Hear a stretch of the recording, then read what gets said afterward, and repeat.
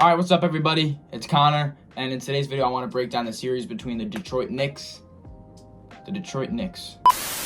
the New York Knicks and the Detroit Pistons coming up and starting this Saturday. So I want to preface this video by first saying that I'm not one of those Knicks fans that's super upset about the Randall and DiVincenzo trades and all the picks and stuff.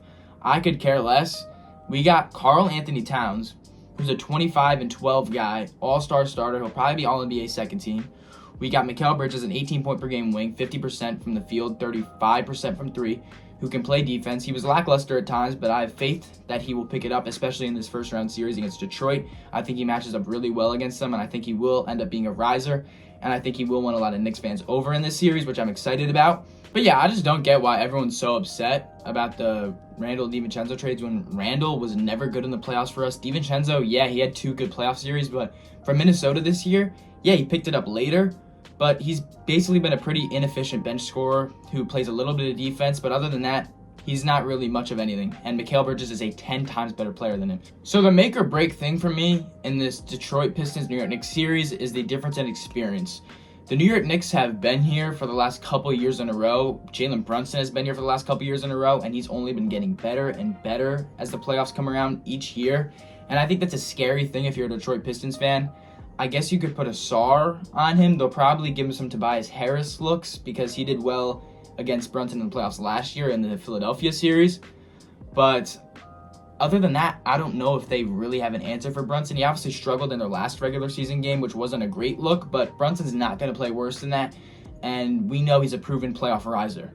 As for Cade Cunningham, we don't know, and there's a big question mark on that, on if he's going to be great in the playoffs or if he will stoop down a couple levels in the playoffs. He seems like one of those players that will play better in the playoffs, but I guess we'll have to see. He's going to have OG on him. He's probably going to get some looks from Mikal Bridges. Maybe Deuce McBride. I liked what Deuce was doing in the last matchup with the Pistons, but at the end of the day, Cade can just shoot over him pretty much anytime he wants. Deuce can try his best to be a pest all he wants, but at the end of the day, I don't know how much success he would have guarding Cade Cunningham in a series like this. A big X factor for New York in this series is how Karl-Anthony Towns plays. He struggled big time against Isaiah Stewart and Jalen Duren in the last regular season game, the game right behind me. It felt like he was getting fouled a lot and the refs weren't totally being fair, but at the end of the day, Cat didn't do so well with Isaiah Stewart's physicality, which is definitely something that the Pistons are going to take advantage of in this upcoming series. I'm excited to see how he fares with that because I'm not entirely sure how he will do. In order to be great in this series, Cat needs to run the pick and roll with Brunson. He needs to stretch the floor, and he needs to take advantage of mismatches. He needs to do that. Multiple times throughout the season, I've seen Cat get mismatches and pull up from three. He can't do that in this series. He needs to take advantage of the mismatches he gets because he will not get them often because this Pistons team is pretty big, and I want to see Cat attack in this series, and I think that's a big thing for this New York Knicks team. Another thing for Cat, staying out of foul trouble. You cannot afford to get in foul trouble if you are anyone on the New York Knicks pretty much because they don't have any depth.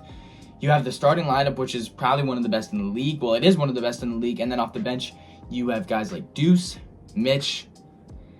And then from there, it's Landry Shamet, Precious Achiuwa, who you don't really want to give minutes. Cameron Payne, you don't want to give him minutes at all. I do not want to see Cameron Payne minutes in this series at all. I do not want to see him touch the floor. He's been pretty bad. He's been chucking logo threes. He started off the season hot, but it's been really bad. And it's been really bad to watch, honestly, for the second half of the year. So I don't want to see him touch the floor at all. Sorry to Cameron Payne. He's cool and he brings the vibes, I guess. As for combating Karl-Anthony Towns, I think JB Bickerstaff is just going to throw his bigs at him, Isaiah Stewart and Jalen Duren, to be super physical with Cat, as Cat has shown to not be too great when physicality is shown against him. Expect Isaiah Stewart to start on him and deny post touches and really get in his chest on the perimeter to prevent Cat from shooting those deep threes that he loves. And when Cat is used in those high pick and rolls with Jalen Brunson, expect those mobile bigs in Jalen Duren and Isaiah Stewart to show and then recover. Duren and Stewart are definitely capable enough to pull this off in short bursts. I don't know how long they're going to be able to do that against Cat, who's very agile and versatile, and he can kill you from all three levels.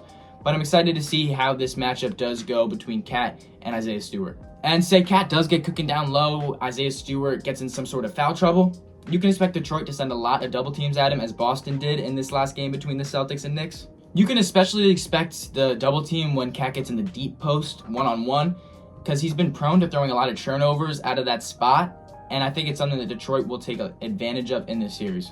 This series is going to depend a lot on who controls the tempo. New York Knicks love to be in the half court. They're one of the best teams in the league in the half court, whereas the Detroit Pistons like to run and gun, get on the break, play physical defense, and finish on the other end. Detroit obviously wants to grind this one out. We'll see how the Knicks deal with that. They're not the same team as they were last year, so I'm a little scared to see how they deal with the Detroit physicality. But on the other hand, I don't know how Detroit is going to deal with New York's half-court offense when they have everybody and the game slows down. As for the coaching battle, I think Tibbs is going to throw a lot of traps at Cade and try to mess with his rhythm, as he should do, because the Pistons don't really have a secondary threat. You could say like Malik Beasley off the bench, Tim Hardaway, but other than that, they don't have a lot of scoring. I guess Tobias Harris provides some shot creation, but if you're Tibbs and you're the New York Knicks, you live with guys other than Cade shooting the ball. I think in terms of stopping Jalen Brunson, JB Bickerstaff is going to try and throw long defenders on Jalen Brunson at the point of attack, such as guys like Asar, who's an elite defender, and he will chase Brunson around pretty much all throughout this series, if I'm not wrong. I can see JB Bickerstaff going with Cade at some points, but I don't think he wants to wear him out too much on defense, so I think they will go with Asar to just chase Brunson around, get around screens, and get in his face and wear him out. I could see JB Bickerstaff going with a lot of hedge and recovers and soft traps against Jalen Brunson to get the ball out of his hands early and into the hands of guys like OG Anunoby, Josh Hart, and Mikal Bridges, guys who he trusts less than Jalen Brunson to go out there and get a bucket. You could expect the Pistons to crowd the paint when Jalen Brunson drives and help a ton, because Jalen Brunson's very crafty with his footwork, getting to his shot, and the Pistons, I'm sure, are okay with giving up a couple corner threes from Mikal, Josh Hart, OG, then giving up a layup to Jalen Brunson, who is so efficient and so good at manipulating defense down there in the paint. As for Coach Tibbs and combating Cade Cunningham, I can see him throwing a lot of OG Anunoby on him. OG is 6'7", 230 with a 7'2" wingspan. That's going to be a challenge for Cade to deal with, especially when he's trying to get to those contested shots. OG blocks a lot of shots like that, and I'm super excited to see that matchup between OG and Cade. I think Tibbs will feel very comfortable leaving OG alone with Cade in those pick-and-roll actions, because OG is very agile and strong, and he's very good at fighting through screens, and this will prevent a lot of New York scrambling and leaving Detroit shooters open like Malik Beasley and Tim Hardaway Jr. I think leaving OG on Cade in this series is huge for New York, because you can kind of use Brunson as a safety on defense, as a floater, because you'll have guys like Isaiah Stewart, Jalen Duren, Asar Thompson on the floor who are not particularly great offensively, and Brunson can really just hide on a lower usage offensive player. You can expect Cade to combat the OG matchup by using a lot of screens and re-screens to get around him, and attacking early in transition and getting out on the break a lot. I can see Cade leaking out a bunch in this series and getting a lot of easy layups. The bottom line for Coach Tibbs is you want to slow the tempo and disrupt Cade's rhythm at all costs, because when Cade's out of rhythm, this Pistons team is out of rhythm. I can't stress this enough. The Knicks want to make someone else beat them other than Cade Cunningham. In terms of limiting guys like Malik Beasley and Tim Hardaway Jr. in this series, you can expect Tom Thibodeau to top lock on the perimeter a lot.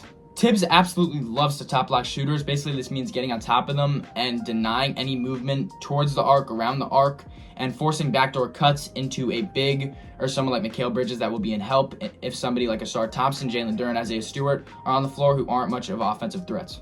If you're the New York Knicks and you get guys like Malik Beasley and Tim Hardaway Jr. to put the ball on the floor, you live with that. That's a win, because you don't want those guys shooting, because they can get hot in a hurry. There's just so many factors that go into this series. Deuce McBride, if he gets hot, that is a game changer. Mikal Bridges, if he gets hot, that's a game changer.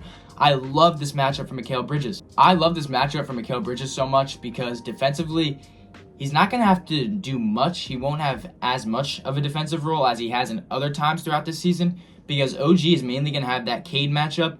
And other than that, Mikal might just have to float around on defense and force turnovers. And offensively, a lot of the focus is going to be on Brunson and Towns, which means Mikal Bridges will have a lot of scoring opportunities, and I'm super excited to see how he handles that. And then one more X factor I do want to go over is for the Detroit Pistons. I think Asar Thompson could be very good in this series if he does well on Jalen Brunson and he plays like that cutter role that his brother does on the Houston Rockets, Amen Thompson. I think if Asar can be effective in a role like that in this series, it's a game changer for the Detroit Pistons. And then one more thing I want to go over before I predict this series is I'm super excited to see the coaching chess match between JB Bickerstaff and Tom Thibodeau. I'm super excited to see how JB Bickerstaff combats Tom Thibodeau's defensive tactics and his playoff experience, because JB Bickerstaff is playing with a young core and he's a bit of a young coach himself. He doesn't have a lot of experience in series like these.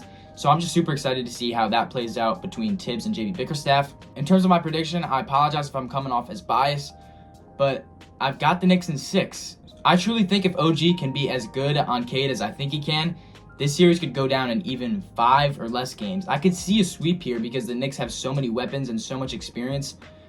I just don't trust the Detroit Pistons team yet. But my final prediction is going to be the New York Knicks in 6. I'm excited to see how this plays out. I really want to go to one of the games because I think no matter what happens, this will be a dogfight and a great series. But at the end of the day, that's just my take. Please feel free to let me know what you guys think down in the comments. Let me know what you thought of this video, if you would like more videos such as these. And I'll catch y'all next time. Peace.